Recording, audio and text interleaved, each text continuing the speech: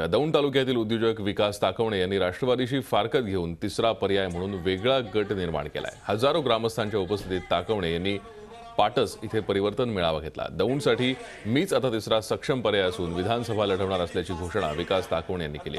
आमदार रमेश थोरात आणि राहुल कुल यांच्या कुरघोडीच्या राजकारणाला तालुक्यातील जनता कंटाळली आहे, त्यामुळे तालुक्याचा विकास करण्यासाठी सक्षम पर्याय देण्यासाठी आगामी विधानसभा लढवणार असल्याची घोषणा ताकवणे यांनी केली।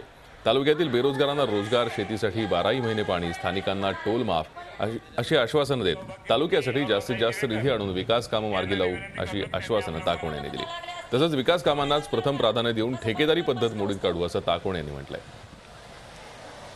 तालुक्याला नवा चेहरा तिसरा पर्याय पाहिजे होता। थोरात या दोन्ही गटाला तालुका कंटाळलेला आहे।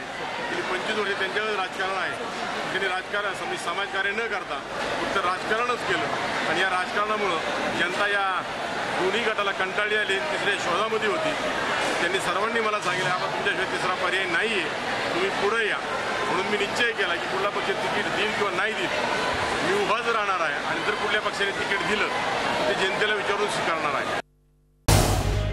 झी 24 तास रहा एक पाऊल पुढे।